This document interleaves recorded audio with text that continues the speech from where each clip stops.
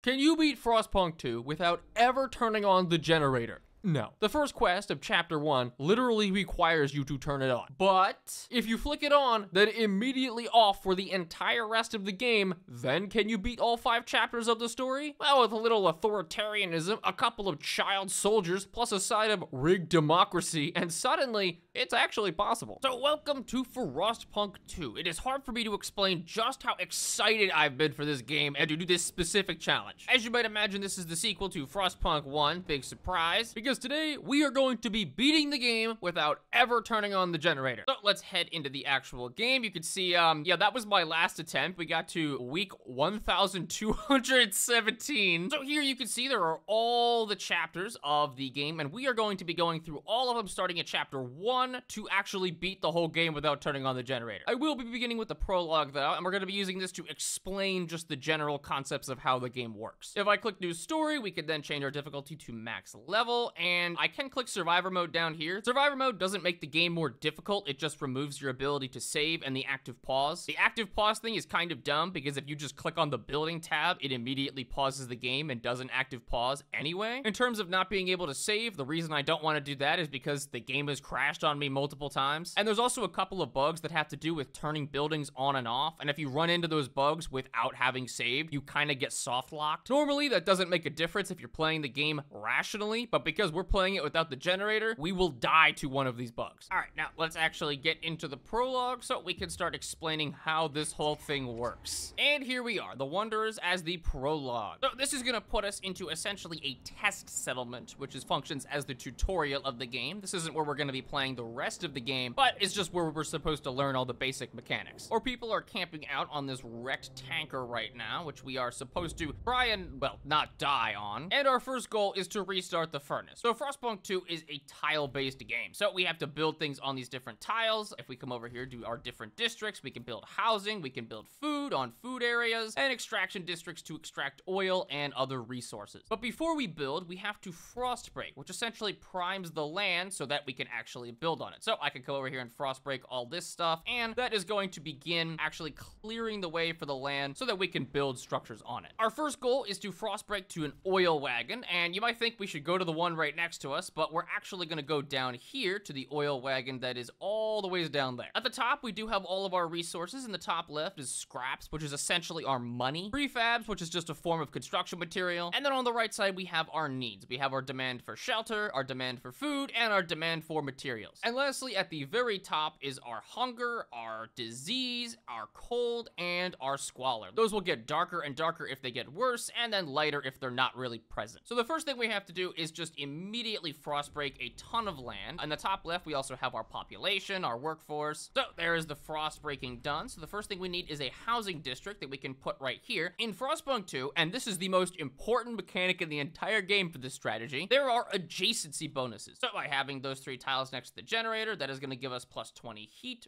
for our one housing district. So our housing district is going to finish up, and then if I click it, you can see we have 20 heating demand. The base is 40, and we get 20 knocked off because of our adjacency bonus. However, if I go and build a second housing district next to the first one, they both get an adjacency bonus for being next to each other. I'm also going to build a food district over here on top of this little food stockpile, so that's going to start letting us gather a bit of food. The goal of the introduction is just to try and survive the whiteout that happens in 80 weeks, and we can quickly triple speed and just wait for all of our buildings to construct. Now that we're done the second housing district, we can come over here and you'll realize the heat demand is 0. That's because we get a bonus of 20 for being near the other housing district and a 20 for being near the generator. So if I click on this one, this is also now 0. Because we can't actually use the generator in the upcoming run, the adjacency bonuses are the most important method for reducing our heat. So I'm gonna build another housing district over here, and again, because we can get more adjacency bonuses, we can effectively reduce the heat demand to 0 just because it's next to so many other housing districts. We're also gonna put down an extraction district over here just to get some prefabs, and at the top you can see that we're having a lot of problems. Disease is going up, hunger is going up, and cold is extremely severe, and now people are freezing to death. Ironically, the hardest part of this entire run is the tutorial, because no matter how hard I tried, as you can see, cold is getting catastrophic, I could not physically beat this without turning on the generator. And there's another 118 people frozen to death. We love to see it. So down here, I've now now built this, which is going to extract oil, and the way the generator actually works, and again, this is the intro, so I'm just going to show you how it works now, and because you cannot beat the intro without turning on the generator. If I come over here and I power the generator on, you can see that now that heat demand, which was minus 90, is going to consume the oil in order to heat our houses. The game wants us to prepare for the whiteout over here on the left because we need to prepare 40,000 food and stockpile it. And as long as we meet our heat demand, the cold, as you can see, is going to slowly begin to diminish over time. At the bottom, we do have our trust, which is this yellow bar, which is very important. If that gets too low, we get pretty screwed, as well as our communities and our relations with them. So we can actually activate an ability here to tighten belts, increase hunger, but decrease food demand. We can take some of their money, or we can give them money to improve our relations. I'll talk more about this when we get into the actual game, because it's not so important in the introduction. And now at the top, because our heat demand is being met, you can see that all of our problems are slowly going to diminish because cold basically increases every other problem. We're also going to get this event, and this is the most important event we can actually get in the introduction. It is a symbol of the captain's legacy, and we can either choose it symbolizes order, it symbolizes faith, or randomize it. This chooses which factions we're going to deal with in the actual campaign. And I am going to choose order because these guys are a lot more helpful for our strategy. Our districts do eventually run out of resources. You can see that there's only a little bit more food remaining, and as soon as this icon depletes, there's gonna be nothing left. Now that some of these districts are out of resources, we could just demolish them because they serve no purpose anymore. So over here, we're gonna get an event which is super important, which is that we need to either sacrifice a ton of seals, let our elders leave to reduce the food we need, or say that we're not gonna resort to any extremes. Now, I might not be British, but I love clubbing baby seals. So we are just gonna do that and then massively increase our food production. So now that we've secured enough food, we just need to survive 23 weeks as long as we remain somewhat trusted. I mean, we're despised right now, but as long as not everyone dies immediately, we should be fine. I'm also just gonna turn off the generator because, you know, we don't need that crap. It doesn't really matter if like hundreds of people freeze to death because we're already close enough to the whiteout that it doesn't matter. People are gonna get really angry at me because I'm not keeping them warm. Trust is gonna immediately hit the toilet, and I think I'm no longer trusted. Nope, I have 15 weeks to increase trust, but the tutorial ends in 7, so we don't care. People are freezing to death, and trust is at an all-time high. Our community hates us more than anything, but we do have enough food to complete the introduction. That is going to spell the end of the prologue. You can ignore the negative 859 heat up there, don't worry about it. Now that we're done the prologue, you will see that that is the last time we will be seeing a positive heat meter, because now we get to move into Act 1, which will introduce us to the great city of New London. This is the city from the first game, and it has changed drastically from the last time we saw it. The old captain is dead, New London is weak. Food is low, overpopulation looms, coal is running out. Oh, don't worry, we're not gonna have a problem with coal. Chapter 1, scraping the barrel. So our very first task is to get the generator back on, to get coal, and we're not gonna do either of those. The first thing we do need to do is build our council hall to get our very first vote done, as well as on the bottom, you can see that we have all of our factions. We have the Frostlanders, we have the New Londoners, and we have the Stalwarts. The Frostlanders prefer adaptation, so kind of coexistence with the Frostland. The New Londoners prefer automation, so they prefer more like technology. And the Stalwarts are a radical version of the New Londoners. Each of these factions does have their own abilities, and specifically the Stalwarts, what we want to do immediately is promote their faction to give them more seats and mobilize their enforcers to get more guard squads. The other thing we need to do is immediately build a food district over here, as well as a housing district on this side. So as soon as this council is going to finish, that is going to head us into our very first vote of the game. Here we have the Council of 100 who vote on all the laws that get passed and basically make all the decisions, or at least they think they do. And the very first vote on the docket is whether we stay as steward. So because we promoted the Stalwart faction before coming into here, we have a little bit more votes than we would normally have. So we're just gonna immediately go for the vote. I have failed this vote multiple times, so I am hoping that we get it at least this time. We can't afford to compromise in the very first. I fucking hate my. Okay, several attempts later, and we have actually passed the law. That means the people have decided to put their faith in us as steward. And I am going to repay that faith by immediately forcing them to give me all of their money. Now, this is absolutely necessary. It's gonna bankrupt our trust real quick, but we will get a bunch of heat stamps that we absolutely need. So now that our first housing district is done, we need to immediately go to expand it, because by expanding it, we can put a building on top top of it, which we need to be the Research Institute. So as soon as it's done being built, then we can come in and put on that Research Institute, which is the most important thing, as well as throw down a second housing district all the ways over here. Expanding districts in this game is extremely important because it allows us to get more adjacency bonuses and doesn't increase the heat requirement of the district itself. So it is crucial to have access to it. So as soon as we expand all of these things, now we are going to get the ability to get our research tree up and running, and the research tree is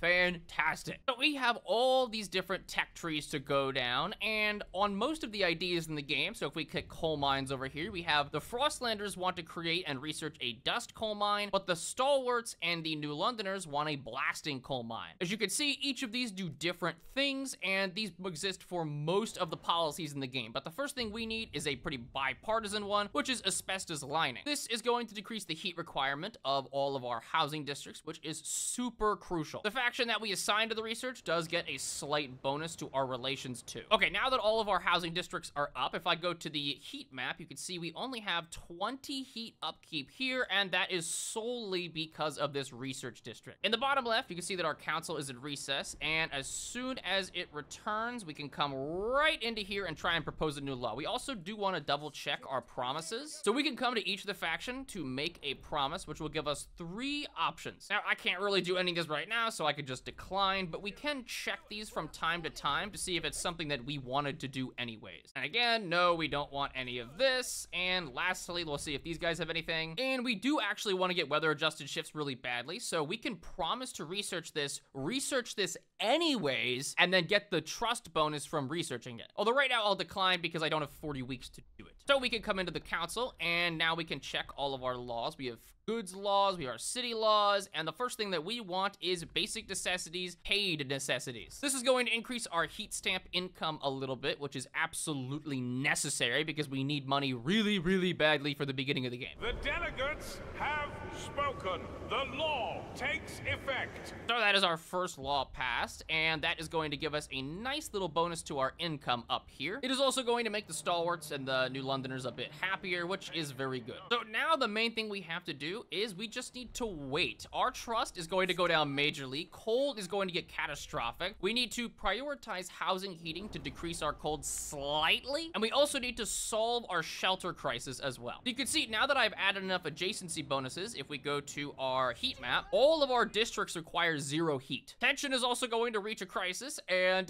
this is going to give us a lose condition, which in the left side, if we don't reduce tension in 74 weeks, we will lose. Trust is also going to get hammered very, very soon, so we need to be very worried about that as well. 80 people froze to death, and there's going to be a lot more where that came from, so the next law that I need to pass as soon as the council is open is that I immediately need to come over here, go to our society, and grab ceremonial funerals. Everyone is going to really hate us for this one because they just don't want this, so we're just going to negotiate with the Frostlanders, tell them to vote for, and of the terms that we can choose, we're going to tell them that we will grant them the agenda. As soon as we do this, and then we vote, this is a very important law because ceremonial funerals reduces trust lost from deaths. And we are about to have a ton of deaths. Also, that barely passed. Now, the granting agenda thing works by coming over here and saying that we grant them the agenda, which means that they choose the next legislation that's on the docket. Also, people are going to keep freezing to death. There's not really anything we can do about that. Lots of deaths due to cold. It's okay. This is part of the run. Also, housing is going to be slightly overcrowded right now, but as people start to freeze to death, we will solve the housing crisis naturally. So asbestos lining is going to come in, which is fantastic because that means we can immediately go to our next research, which is a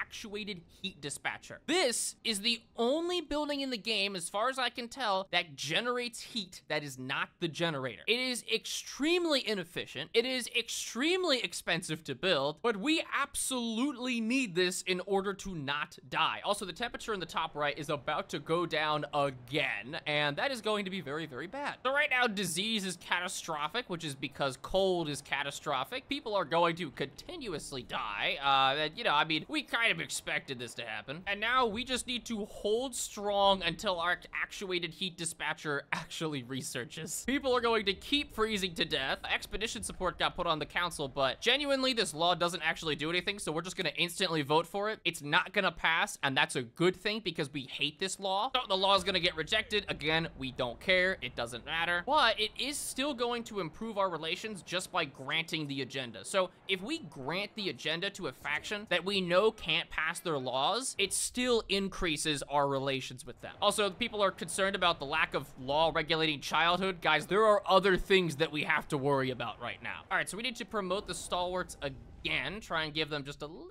bit more seats in the council. Our trust is extremely bad. All we need to do now is wait for these heat dispatchers to actually run. And now we have a trust crisis, which is the really big problem. That is going to give us 50 weeks to raise trust. It's also going to get even colder now. So now we're at negative 155, which is very bad. So we need to come over here and promise to research liberated youth, which is fantastic because that is going to increase our trust by just a little bit. And we need to come over to the city and pass a community service law for a heat pipe watch. This is going to allow us to negotiate with the New Londoners, give them a grant agenda, and then we need this law to pass. Ooh, and it will pass at 51 votes of 51. All right, lots and lots of people are freezing to death.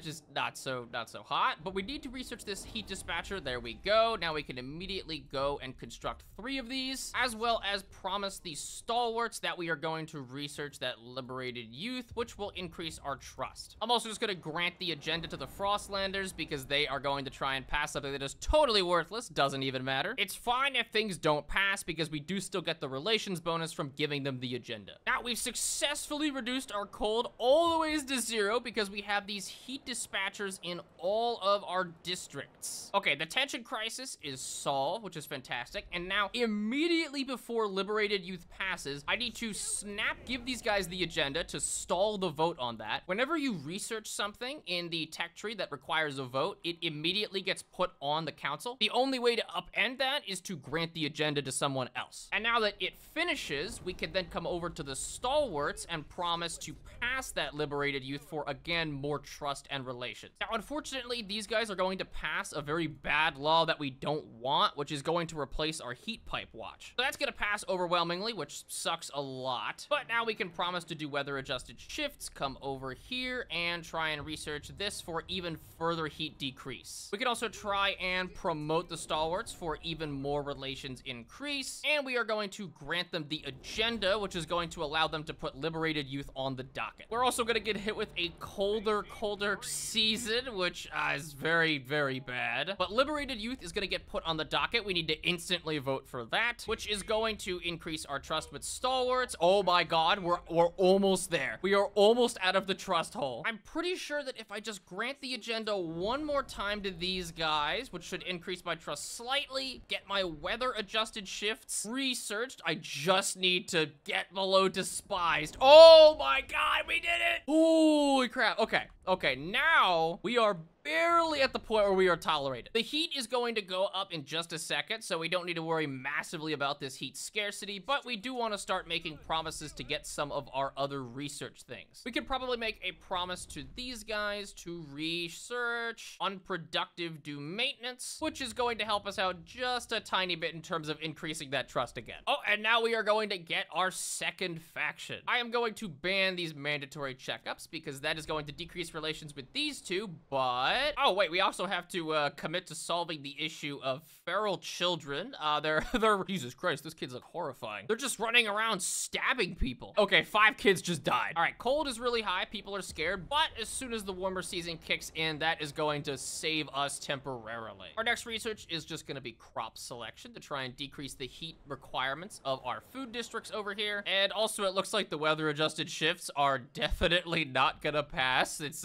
nobody really supports them. Aha, there we go. The Pilgrims. I was waiting for these guys. This is the radical version of the Frostlanders. They have a whole bunch of things that they want. They actually are generally opposed to using the generator at all, which is very good. There's a couple of things that they absolutely want to pass, which is fantastic. Now we have the main conflict of the game. The Stalwarts versus the Pilgrims. These are the two respectively radical factions, and I'm gonna promote these guys just to get my trust up a little bit. The Stalwarts favor reason, merit, and progress, whereas the pilgrims favor tradition, equality, and adaptation. What you can do is try and lean really far in one direction or really far in another, but for our strategy, we need to walk straight down the middle. We have to be a fence-sitter Andy and basically not be too partisan one way or the other. Ideally, we want 50% of the population to be these two and 50% to be these two. I am going to have these stalwarts. I'm going to promote them real quick, as well as ask them to raise funds, because we do need more money to deal with the colder season that's coming up pretty shortly. For the start of the game, we need everyone really clustered in order to make sure we have zero heat demand from anything. I do also need to regulate childhood a little bit, because the children are getting a little rowdy. They are literally killing each other. Crime is significantly increased, and I would very much prefer to get a family apprenticeship. Ooh, okay, that was a close one. Childhood is regulated, our trust is gonna go up, and we also need to grant the agenda to the stalwarts so they can vote on something else. One of the most important things I've found in this game is research, but not for the reason you think. Sure, research is great because you increase your technology, but research is actually fantastic for making promises. So you can see here, I promised to make a mechanical factory, or I promised to research a mechanical factory. I didn't promise to build it, just like I didn't promise to pass any specific law. I usually just promise to research that law. By the end of the game, you can end up completing most of both sides of the tech tree, so survivalist headquarters, scouts headquarters, as well as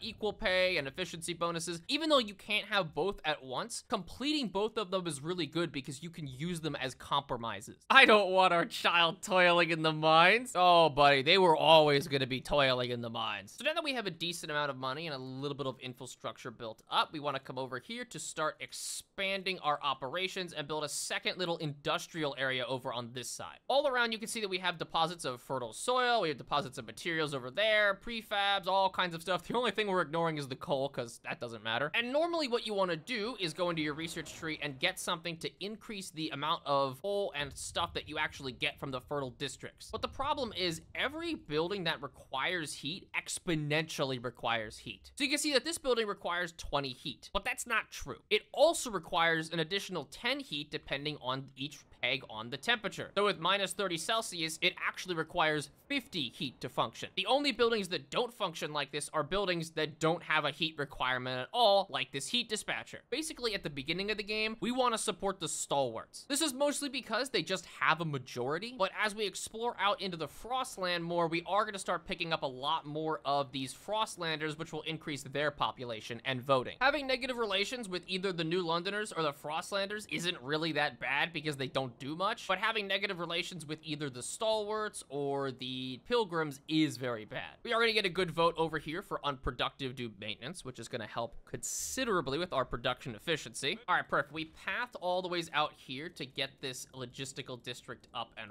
running. This thing is super important because it's going to let us start exploring. Oh, we're also out of food, which is not good. We are now going to start running a slight deficit, but with the logistics district built, that is kind of our #1 priority. You can also see we have -5 heat right now. So because these heat dispatchers, for whatever reason, they're not really counted as generating heat. It's very weird. Whenever you have a slight amount of minus heat, it counts as essentially having 0 heating at all. So the game sort of treats having -5 heat like having -1000. It's not quite the same. I think there is actually a scale, but basically it will trend towards growing very heavily. One of the things you can do to decrease heat, which is actually extremely powerful in this game, is decreasing the efficiency of buildings. But instead, I'll just build this accentuated heat dispatcher in order to get more heat. Now that we're on the world map, we could start looking for all kinds of stuff. We have some makeshift shelters of New Londoners, but we don't want to take them back in quite yet. Instead, we want to start exploring in all kinds of different directions. Oh, 930 people also just immigrated in, which is actually kind of bad. All right, the temperature is going to decrease yet again, which is not ideal. But one of the other massively important things that we need to decrease heat is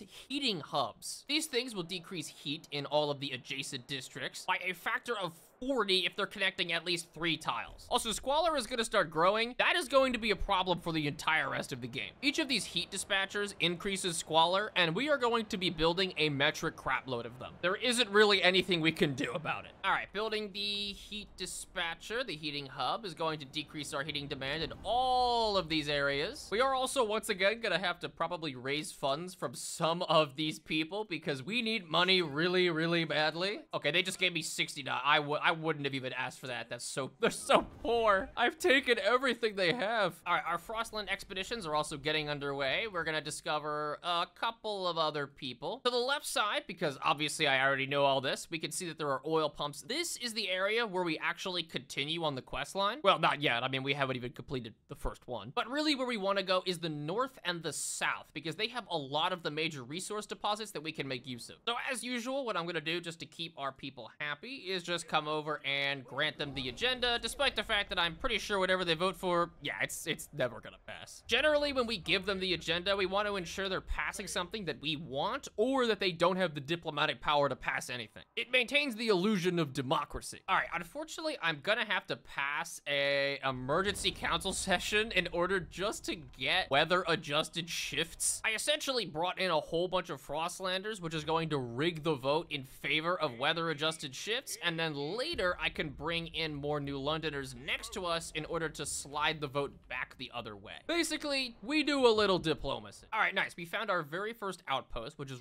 really great. So this is gonna give us a possible settlement, and we can establish a whale mining outpost. Now, this is going to allow us to make a connection all the ways to our main city, and then as soon as that is done, we can use our Frostland teams, which we use for exploring, to man the whale outpost in order to get more food. Because we're actually starving right now. I kind of forgot about that, I'm not gonna lie. All right, so we are running into a bit of a problem where tension is reaching a boiling point, and I'm hoping this is gonna let us pass guided vote. Oh, we are so close. Okay, tension is really high, I know, but I have to use this to my advantage, because if we build one of these, this should raise our New Londoner opinion. Yes, it does, immediately. Now we have to come into the council and go into our rule laws. These are very special laws, because normally, no one will vote for them. They centralize power more with the stewards. So we have things like enforcers, stewards militia, martial law, secret police, bureau propaganda, and guided voting. Now, what we want at first above all else is the secret police. So to get towards that, we want to go for guided voting and see if we could just compromise with anyone in order to be 100% sure that that is actually going to pass. Okay, that's going to get us to 65 votes, which means we are all but guaranteed to get this one. Every time there is some kind of crisis, we do want to try and expand our steward powers as much as we can. So although the city is in a rapid state of chaos, and I desperately need to pass something because tension is catastrophic, it's not really that bad. I mean, it is for everyone else, but not for us. All right, we do need to pass something for an infectious badge to ensure that tension doesn't explode in the city, because it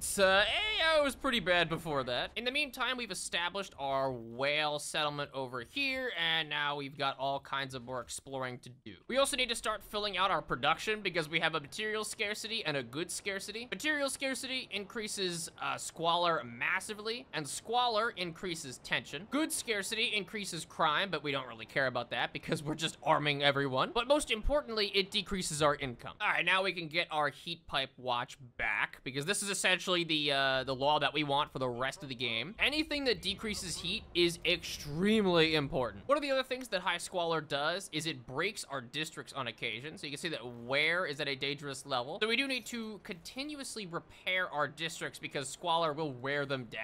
All right, everybody wants me to build a hospital, but I'm not gonna do that because it costs too much heat. Heat is gonna go down one more level, and then it's gonna go back up in a little bit. So we just need to kind of weather this. Oh, we're actually completely okay in terms of heat. If there was ever a reason that weather-adjusted shifts and heat pipeline watch is so good, it's because we just have all of these stacking modifiers. One of the benefits of having high squalor, ironically, is this increased tension, because it allows us to go to the council and pretty regularly sign in things like the Bureau of Propaganda. That's to decrease relations less. Guided voting will decrease relations less. Guided voting is essentially I can use my trust to try and influence whether people how are voting.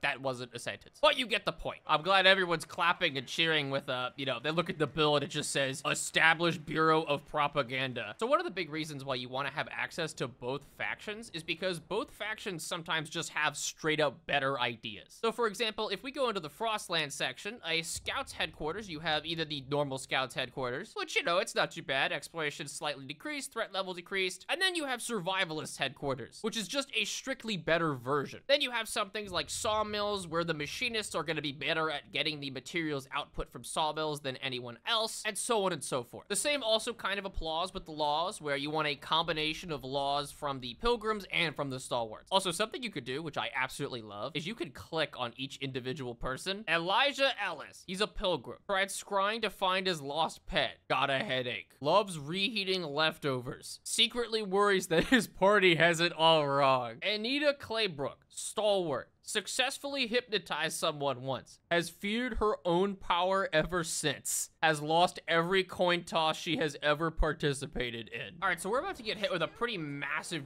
drop in temperatures, so we definitely need to raise a lot of money. 530 is not too bad, but we're gonna need to build a bunch of heating hubs all the way over here. And we are gonna get waste heat conversion, which is going to further reduce our heat demand in all of our districts. All right, we've gone as far left as we can, and this is just gonna give us a little bit of materials, a couple of things of food, and it is also gonna give us the ability to start repairing some of these automatons. They are just going to straight up increase our workforce, and I believe there is another automaton right over here. Yes, there is. We need 300 prefabs for that. Our heat recycling does also cause some problems, and it's a disease, but we do just have to power through the disease because there isn't much we could do without it. And there is the first level of coal that we're gonna have to endure. There's gonna be another one that's gonna happen very, very soon though. Right now we're still at 0 heat pretty much everywhere. The main tests of this entire campaign I found is it's split into 3 parts. Part 1 is the beginning. If you don't die in the beginning, congratulations. Part 2 is the whiteout that happens when you progress in the quest line. And part 3 is the last act of the game. We've gotten past the beginning part, which was probably the most difficult, but the whiteout and the end of the game are kind of the next 2 run killers. Oh my god, wait, people are just willing to sign the secret police into law? Literally nothing is going wrong in the city, and they're just like, yeah, sure, this isn't suspicious. Oh, that is amazing. Okay, secret police are the best thing you can get. But if we assign the secret police, we can either decrease their size, improve their standing, or revoke their seats in the next session. This allows us to do some really wacky things with voting. Oh, what's that? 50% of the city is stalwart and we're trying to pass a pilgrim law. Yeah, you can't vote. We don't need to use this right now, and instead I'm just gonna use this to improve our standing so that we can get a little bit more reputation. And the cooldown also applies on both equally, so I can still come over here and use the secret police on the stalwarts. We're also gonna start getting this event chain, which is very fun. A lot of the prominent pilgrims are beginning to just disappear. I wonder what's going on. Well, it turns out that the head of our secret police just walked into our office, said, yeah, it was me, and then left. All right, we're gonna get hit with another minus temperature. Now we're down to minus 106, so we gotta fix that problem relatively quickly. So it seems like our heating problems are coming from here and here. So as long as we can just connect these guys with a couple more districts, so I will give them a heating hub right here. This should put in a lot of work at just solving that problem. Our Bureau of Propaganda is also hard at work. The Order of Selfless Sacrifice, which is our code name for freezing to death, but it makes it so nobody really cares about it. All right, we've gotten the heating under control, which is fantastic. What is this person saying? Sparing a baby seal. Oh, that's nice. Maybe our city isn't so bad after all. I say as I realize the tension is actually massively increasing. So our next step, and you might think, oh, we should complete the first quest.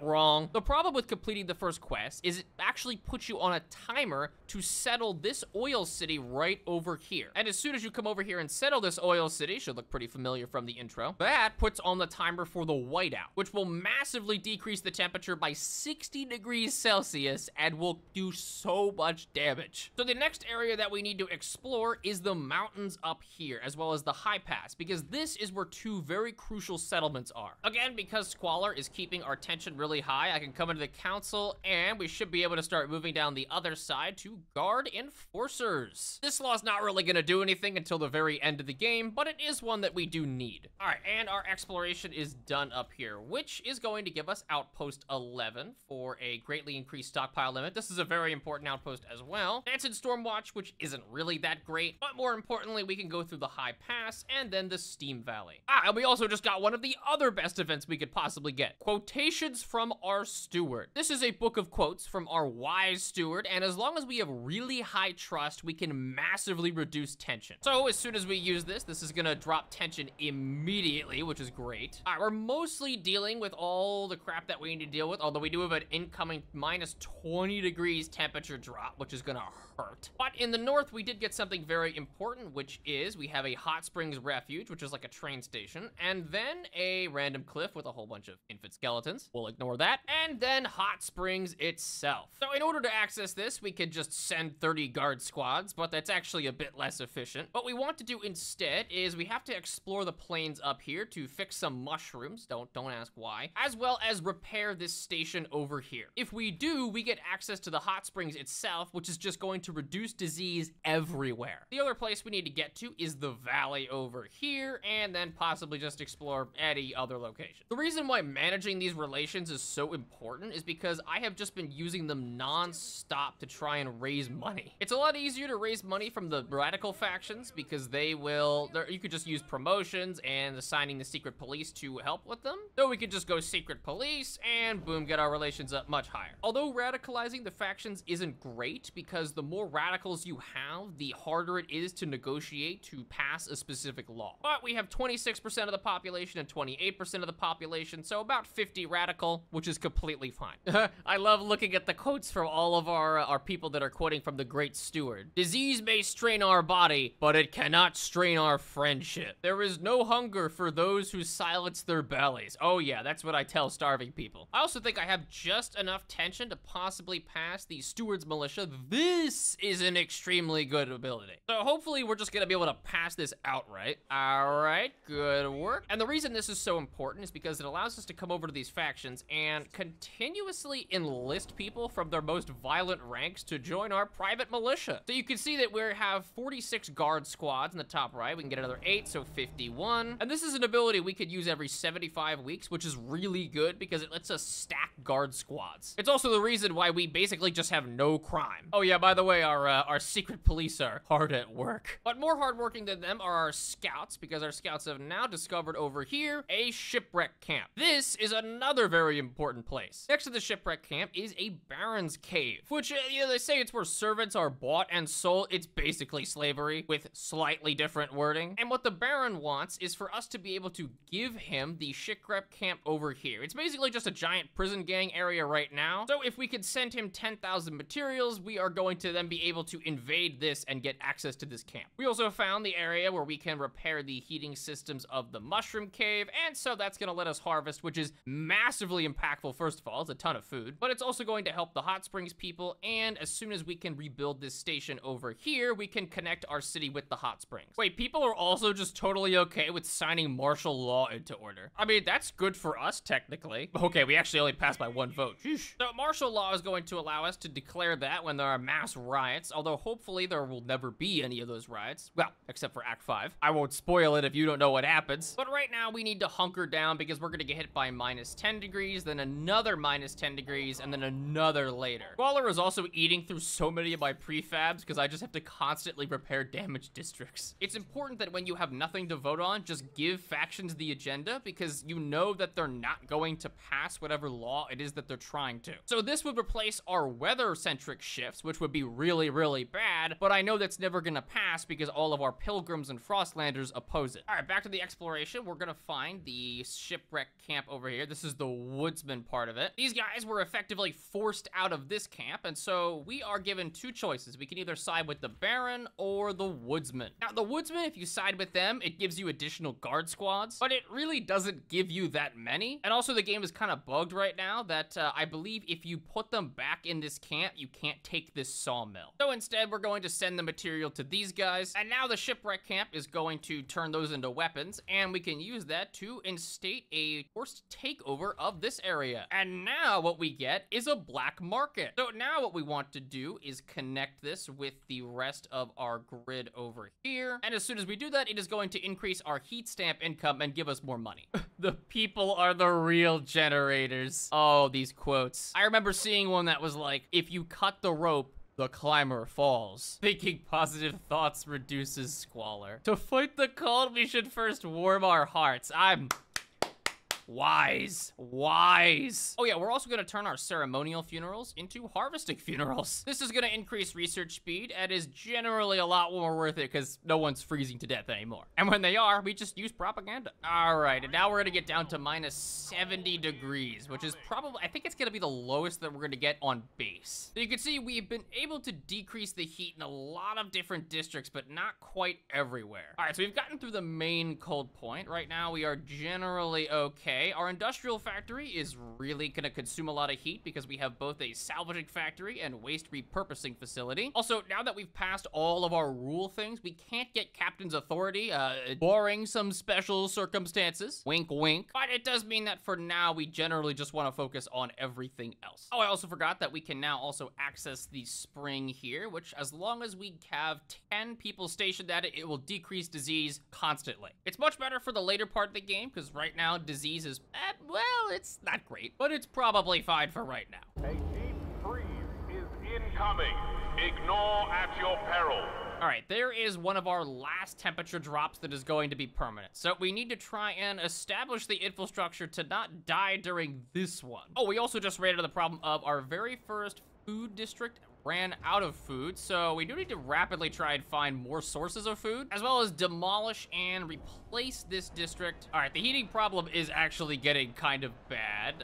People are beginning to freeze to death, and we desperately need to... Oh yeah, I forgot about that as well. I couldn't do one of the promises because I forgot. We're also in the process of passing dedicated motherhood, which forces people to be parents. I didn't actually want this law because it increases population growth, and I don't care about population growth. Thank you, God, that it didn't pass. Okay, we're also facing down starvation, actually. So we can blame the stalwarts or blame the pilgrims. I'll just blame the stalwarts because we have such high support to them. They're all devoted to us, so it doesn't really matter. It's nice that we're on week 533 and we haven't even completed the first quest. And still, all of these people are like, yeah, he's doing a great job as steward. All right, so we're about to get the temperature decrease one more time. And after that, as soon as the temperature goes back up, we're gonna complete the first quest. That's gonna immediately force us into settling the old dreadnought, which will also start the timer for the whiteout. And there we go. The main generator area is 260. Oh my goodness. Yeah, okay. We have a lot of problems to solve now. Our industrial districts are the ones that are taking up the bulk of all of our heat. But this is probably a good time to just come out and go frost break towards all of these coal veins, as well as another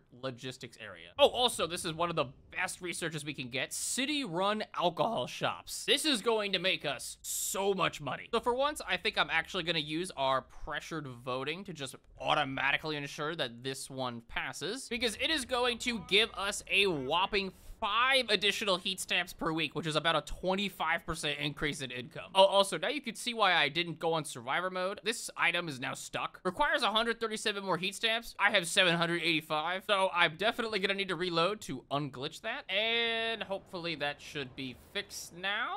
Yes, it is. Okay, good. All right, so finally, we are ready to start part 2. We are about to get to a warmer season, which is fantastic. So we're gonna put an extraction district on top of a little bit of coal, and then get one of my favorite events in the game. We passed the law efficiency bonuses, so the better you do, the more you get paid. Sir, this is completely unfair. This guy has pickaxes for arms. How can we compete with him? Unfair? I'll tell you what's unfair. My hands were shot off. I have pickaxes for hands, you goon. I mean, I'm gonna have to side with the guy who literally has pickaxes for hands. Do not complain about maintenance duty of the unproductive. You only have yourselves to blame. Okay, our city infrastructure should be enough. We are generating barely enough heat to not die, and this is probably our chance. As I said at the start of the video, you can't actually progress past unless you just do this. Boom, and then immediately go and turn it back off again. Now all we have to do is build a dust coal mine, and then that should pretty much progress us immediately. Something about alcohol abuse there. I'm not reading that, but this should progress us towards our next area. There we go. So now we're just gonna turn this off because it's not like we're using coal anyways. And the area that the game is talking about, find a permanent source of fuel is right here, the old Dreadnought. In the first game, you generally used coal for all of your fuel. In the second game, you have 3 different power sources: coal, oil, and steam. Interestingly, we are using none of them, but with the oil thing, we can now build a colony on this site. A site which should obviously look pretty familiar given what's going on. Also, we get the choice to either remove the bodies or respect the dead. I am actually gonna respect the dead because that helps us a little later, and we don't really need the oil deposits, but I do have to settle this colony.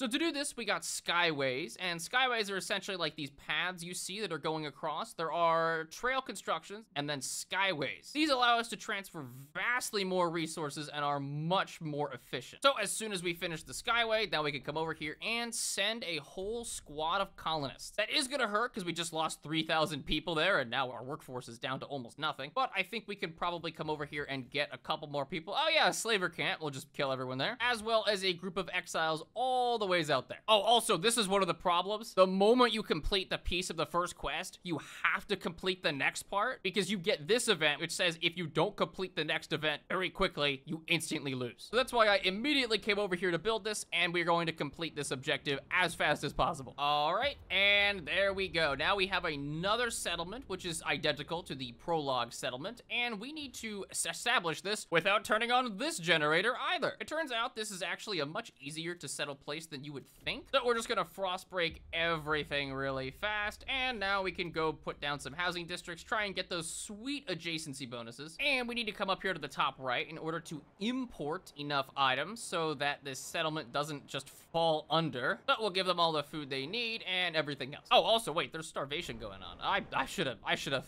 figured that out. All right, so now we can come over here and do the resource transfer, just send all of our oil to New London, and boom, that is going to finish the quest. And that is going to bring us to Chapter 2, Ambitions. This is where we're given a major turning point in terms of decisions. We can either pledge to defeat the Frost or embrace the Frost. Defeating the Frost gives us a couple of unlimited deep deposits at New London and only uses oil. It's essentially the stalwart machinist kind of idea. Embracing the Frost, though, gives you outposts that have unlimited resources, as well as gives you the ability to use a whole bunch of different fuels. The Pilgrim's decision is the better one because we want adaptation instead of anything else. That is going to make the stalwarts gain 1 point of fervor. You see in the bottom there, it is like a little red fist. But one of the best ways to get rid of fervor is making sure that the other groups are very happy, so the New Londoners can then de-radicalize the stalwarts, because the stalwarts are the radical version of the New Londoners. If the Pilgrims were radical, then we would use the Frostlanders and do the same thing. Now that we've sided with the Pilgrims, you might notice these little arrows above some of the settlements. If we click on them, you can see that we can create more upgraded versions of them. This also includes the shipwreck camp and the hot springs too, so we can establish a sanitarium to get even more disease reduction and production efficiency, or go to the shipwreck camp and expand the black market operations. The research that we need to do this is, I believe, in heating, and it is settlement heating, which is going to allow us to establish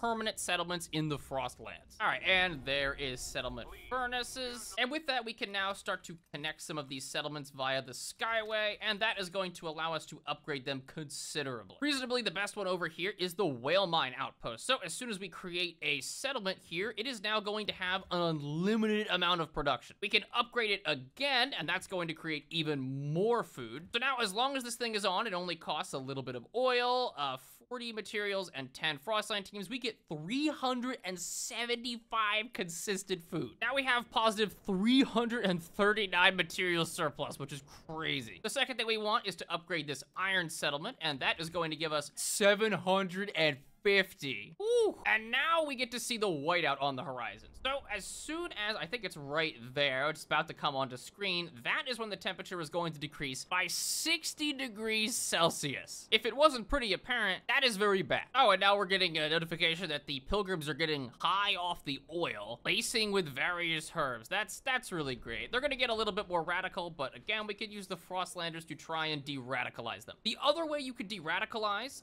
you could actually promote to de-radicalize radicalized, but also you could just send them to prison. Prison is problematic because it increases the tension and decreases your relationships with everyone, that it kind of ends in a spiral. Now we're gonna legalize getting really high in order to explore better. Vision rituals. It's a very strange thing, but I can use it to, it'll decrease our production efficiency, but increase our exploration time massively. The thing is, exploration speed doesn't matter because I'm pretty sure I only have 2 more things to explore. It is this mountain, and then I believe 1 more thing behind it. Everywhere else thus far has been explored, and the purpose of our Frostland teams now is just to man all of these different outposts. Oh yeah, we're also having a vote on mandatory marriage, which I'm actually gonna pressure us into saying yes, because we need this for population growth. You've probably noticed that the laws are getting increasingly radical as we're going on, and there are the actual radical laws that we haven't even gotten to. So for example, the new work model. Anything that is labeled as a radical idea is going to radicalize both the pilgrims and the stalwarts. It is a very good law to have, but we do want to be careful about not accidentally radicalizing them too much. Also, I don't know why leisure is a radical law. The first time I saw this, I was just like, what? We are going to research that Apex workers though, because it will be very useful to pass later on. But the problem is that if we go a little too far, the stalwarts are going to get some massive relation debuffs, and then they're going to start protesting. Oh yeah, allow separated families. I mean, you know, that makes a lot of whoops, sorry, I slipped. Oh my goodness, I forgot about this. Intruders. It's the very wonders that we played as at the beginning of the game. So they're just really angry that we took all their stuff. They're a little grateful that we didn't just dispose of all the bodies of their elders. But sure, we're gonna promise to deliver them oil. And then I'm immediately gonna go out, come over here, and then send guards from New London. Pull a little sneaky. We also just so happen to find some nomads over here. So they have an oil site that we can share, which is fantastic. And with that oil site explored, that is every single location on the map is explored. And the nomads surrender. We'll never be content with what happened, but we cannot fight you. May the Frostland judge you as she does. Well, she's probably going to with the whiteout that is coming in victory. Guys, they were unarmed. Let's not be too excited about that one. Okay, so the storm is coming in over here from the left side. We can see it. And I need to quickly upgrade this manufactory as much as possible so that it does not get disabled from the whiteout. All right, so now we have this thing making 200 of these goods. We have the Whale Town making 375 food,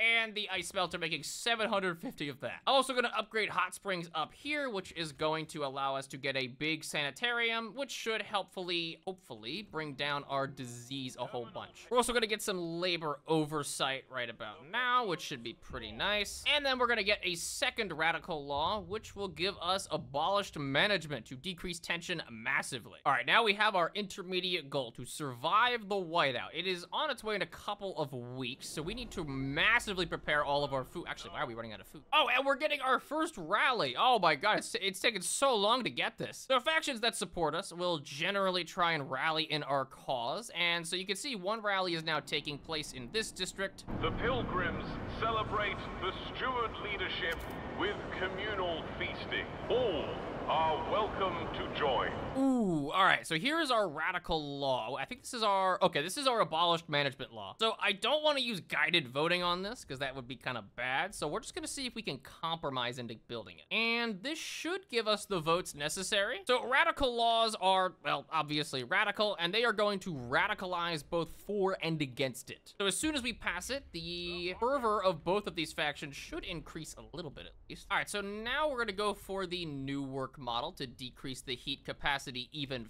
further. Oh my god, that is close. Everyone has everything decided on this law, but that is gonna bring it into passage. Oh, that's actually gonna put us a lot closer towards adaptation. All right, the whiteout is right on our doorstep at this point. Fortunately, it is going to pass by the old dreadnought. We're kind of just ignoring this place, and it is going to hit New London directly. So we need to solve all of our shelter problems because people will just instantly die the moment the whiteout hits. All right, it's right on our doorstep. I'm pretty sure it's about to hit, and we're gonna get to see how much damage it does and what we need to repair. Oh wait, no, that wasn't the whiteout. That was just something else. Ooh, that is a lot of lack of heat. So now we are at minus 700 heat, and we need to fix that. The one thing we have going for us is that we have high trust among everyone. So let's go and check our heat map. Oh my god, everything is terrible. Our main district is 345, so we need to try and decrease some of this. So let's just start turning off a lot of our factories. Okay, so I think if we turn off our research stations, we need to turn off all of our moss filtration towers. Okay, wait, we're actually doing it. And there we go. I just had to decrease the efficiency on one of my buildings, and we are in the whiteout with no generator, with 0 heat. We have perfectly balanced out our heat here. Oh, we actually do need to quickly build another housing district. Okay, we're now barely in the negative, but I think we're gonna be able to pull this out with one more heat generator. There we go. All right, I mean, we're holding relatively well. The relations is pretty high. We've kept our heat high.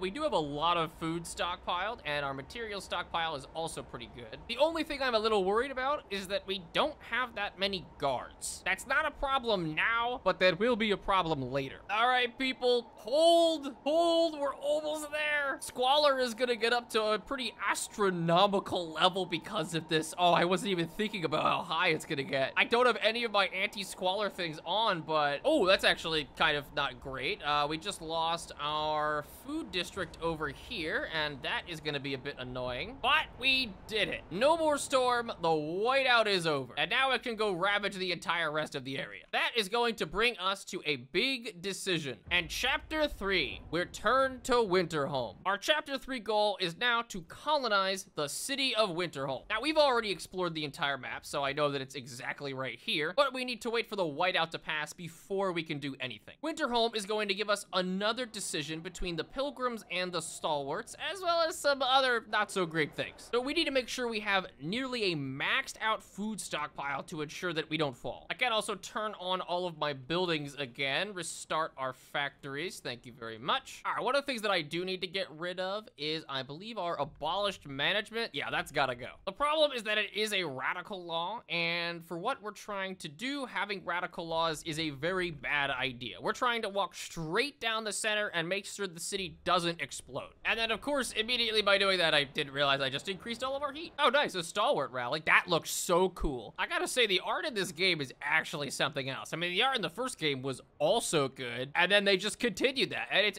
absolutely amazing. Although one of the things I definitely don't understand is some of these laws are not considered radical when they probably should be. I mean, we have leisure, which is radical, but then we go to society and we have relationship rotation is not radical. Oh, I also wasn't actually looking. I could get a guard immunity. Yeah, that seems like a great idea. Crime elimination, public executions. Oh, that's pretty good. And criminal reparations, Frostland deportation. That is actual Stalinist gulag talk. Oh, and then also an opioid factory. Okay, and now we're reaching the point of no return. Arguments between the stalwarts and the pilgrims are gonna start increasing massively. And I don't really care if the stalwarts get new members. It's not that bad. They do like us quite a bit. I've also drafted like half the population of all the radicals into my militia. We have 205 guard squads. Oh my god, I forgot about this event. Steward George Chaplin, a man convicted of murder and sentenced to life in our punitive prison, has attempted suicide. Allow him to die. Order doctors to revive him. No one should be allowed to escape justice. All right, so it looks like the whiteout is finally passed, which means that we get to explore the site now. This is going to begin essentially the end stages of the game. So I'm taking a look at all the stuff we have, and it should be good for now. We have more than enough food. We can get a little bit more if we need it, and that means that it is time to begin Act 4 as soon as I get to our Frostling teams. And here is our final decision. We can either salvage Winterhome, the previous generator, or settle Winterhome, and settling is our option that we're going to go with. It is the easiest with what we're going for, and honestly, I think it's the easier of the two decisions anyways. And as soon as we do this, it is going to bring us into a cutscene of, well, starting a man-made avalanche. Bum, bum, bum. Chapter 4, Veracity. So now we are at Winterhome, and it sucks. The downside of Winterhome is that it has massive toxic fissures under it. So if we try and do anything in this area over here, you see that disease massively increases. And in 47 weeks, it's going to go from extreme to catastrophic. The only way we could solve this problem is by building fume filtration districts on each of these toxic gas springs. There's one right there, and one right there. The only safe area we have is up here on the top, and again, we do have another generator that, you know, we're not going to be doing anything with, because we do need to actually colonize Winterhome, which means building a whole bunch of housing districts here at the top. We're also going to want to bring in a ton of resources to ensure we have enough stuff for the actual colonization, as well as bringing over a couple more people for the sake of our machines. For Frostbreak, breaking, we have two options. We can do rapid frost breaking, which is just the normal kind, or we can do safe frost breaking. Safe frost breaking takes a lot longer, but will allow us to safely go through the disease area. So we do want to use safe frost breaking to get as close as we can to these areas here. But if we head back home, we're going to notice that the tension is going to rapidly increase between the stalwarts and the pilgrims. So we need to promote and use our secret police as much as we can. Fortunately, we do have 6,500 heat stamps, so we can try and just bribe these guys as much as possible. So not only are we on a timer from the toxic gases that are in Winterhome, but we are also on a timer from the deteriorating relations in our main settlement. Because the stalwarts are really angry that we didn't do their decision, which is to salvage Winterhome and bring all the resources to New London. All right, so now we have the infrastructure building for our main area over here. We're going to want to build our first very heat dispatchers because, as you can see, the stalwarts are going to try and sabotage. Intermittently, we do need to keep coming over here towards our stewards and making more promises just to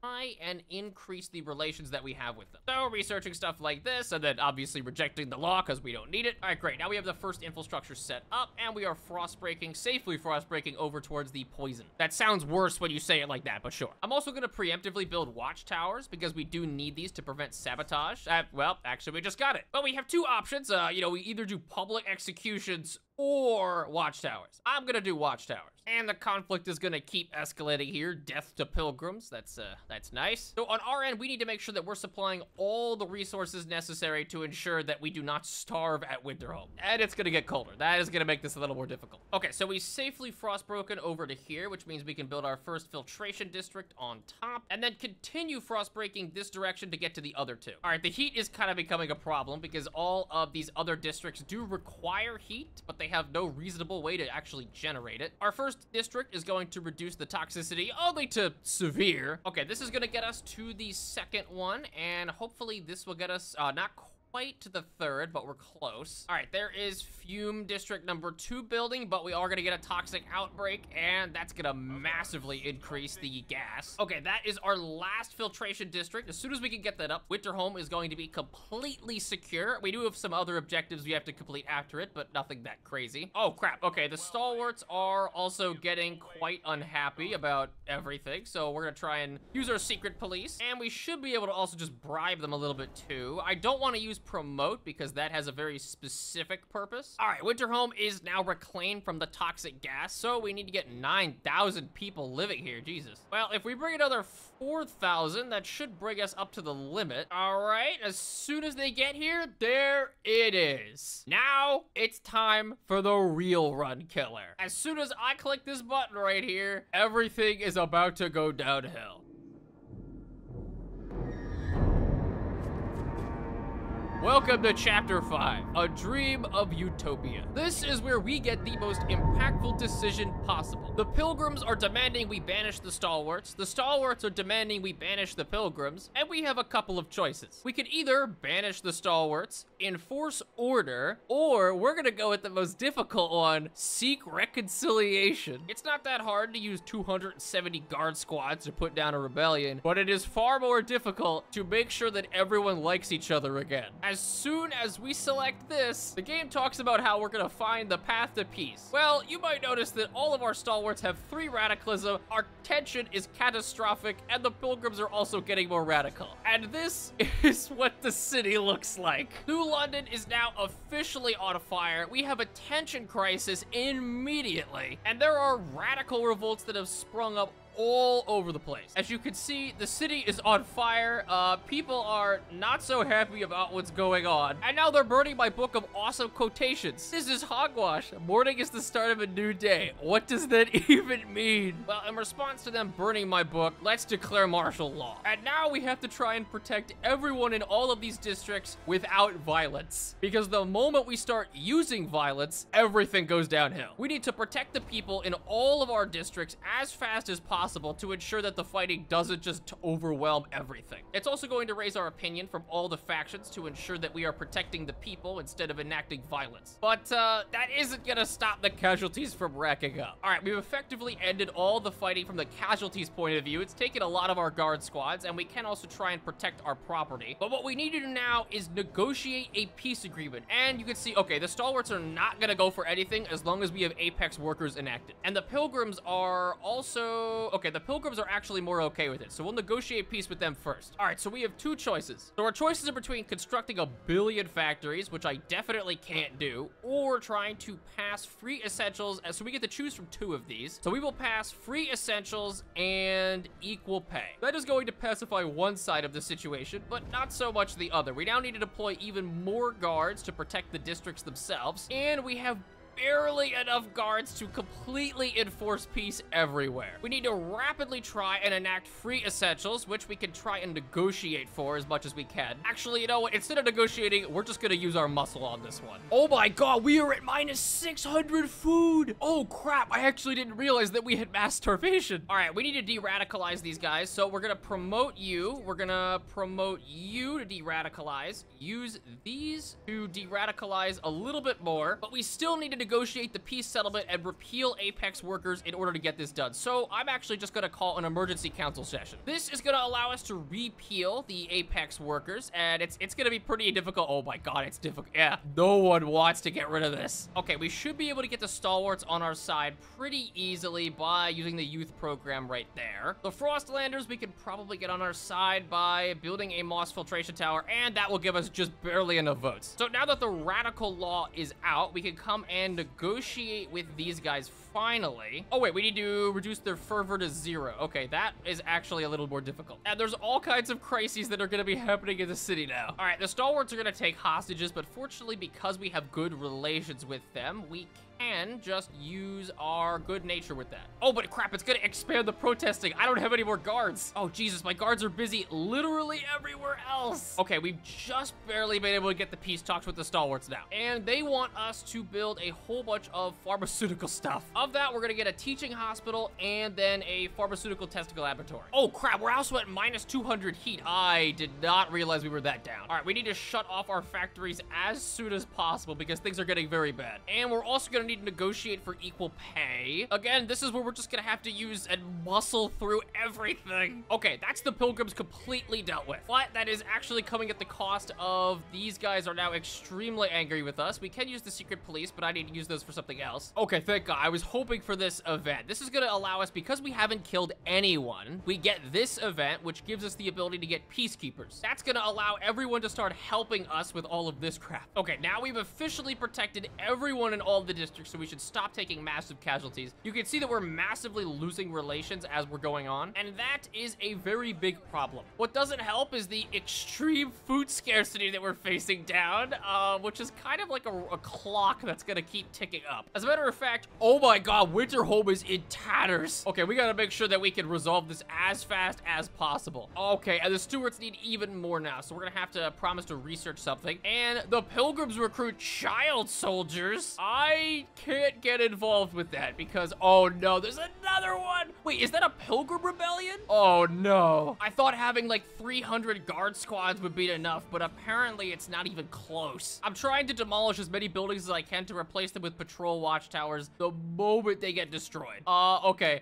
Mass starvation is beginning to show itself. All right, we have to start using some slightly violent measures now in order to remove all of the problems with our supply networks. I can no longer afford to send any food to any of the other locations. They're just gonna have to starve, and they're just gonna have to like it. Okay, now we can promote these guys, remove their radicalism. Oh my god, we've only got 8 weeks left to reduce tension, or we are completely destroyed. Okay, this is gonna be so incredibly close. Come on.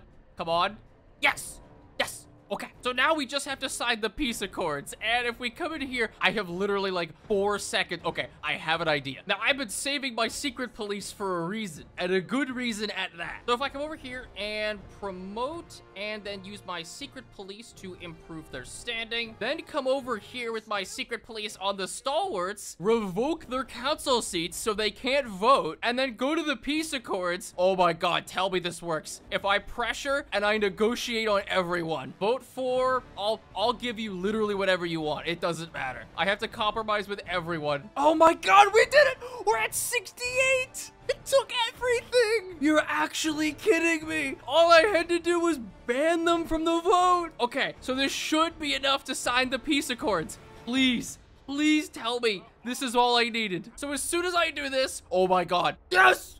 Yes! You're kidding! I had 0 weeks on the tension! I had 0 weeks! Oh my God! That's it! The city did not fall. The generator is off because of the cutscene, and the city's still on fire because the stalwarts didn't even agree. Oh my God, we did it. That was insane. Oh my God, 844, yeah. Bullied by work, I don't care. I don't care. We did everything by the book. The book that I wrote, of course. Oh, now they're gonna try and tell me some sob story about someone I threw in the mines. Reveres the oh, hey, I take it back. You know, you lost your mom, but well, that was pretty fun. No generator with the stupid peace ending where I can't enforce authoritarianism. Fantastic. Also, the soundtrack for this game, oh my God. I actually had the chance to meet the guy who made it in Poland when I played Frostpunk 2 a couple months ago over there. He is an absolute gigachat. I don't normally review games. I'm not gonna review the game. I'm just gonna say that it was good. It was fun. That's it. That's all I have to say. Either way, thanks for watching. See ya.